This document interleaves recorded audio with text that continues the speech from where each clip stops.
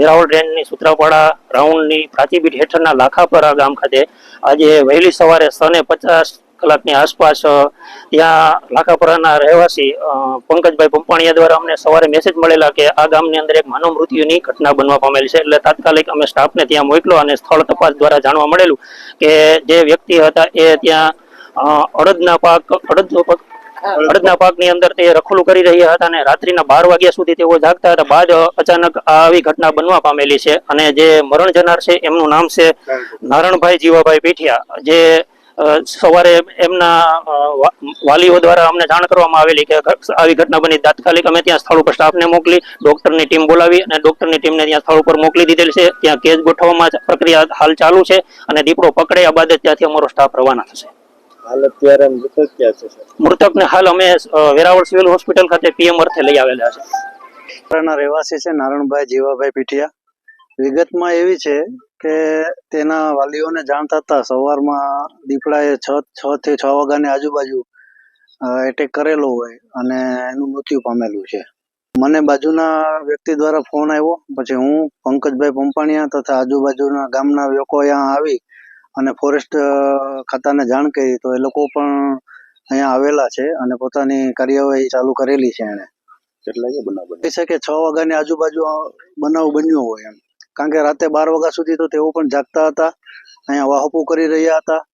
પણ સવારે જ્યારે એના વાલીઓને ખબર પડી કે ફોન દ્વારા સંપર્ક કરતા એનો સંપર્ક ના થયો, અહીંયા રૂબરૂ આવીને જોતા દીપડો છેલ્લા 50 મીટર સુધી એને ઢસડી અને બાજુના પારાની તરફ લઈ ગયો હોય ત્યાં જોતા એનો મૃતદેહ મળેલો હતો.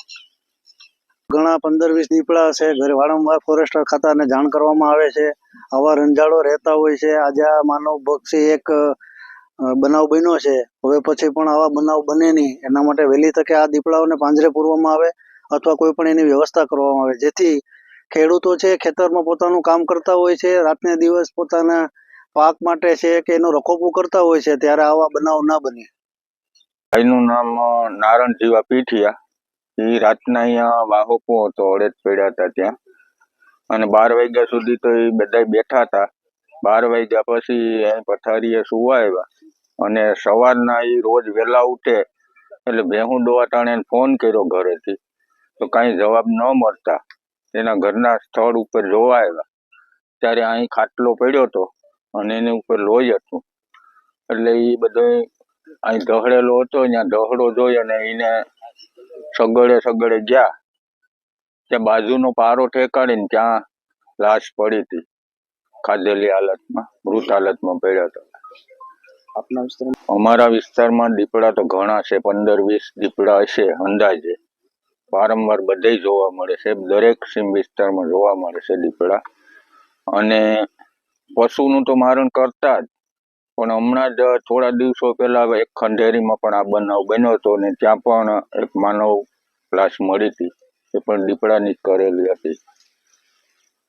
છે. એ લોકો આવે છે, નથી આવતા એવું નથી, આવે તો છે જ, પણ હવે દીપડો ન મળે તો હવે વહેલી તકે આ દીપડાને પાંજરે પૂરે તાત્કાલિક, અને આવો બનાવ ક્યારેય ન બને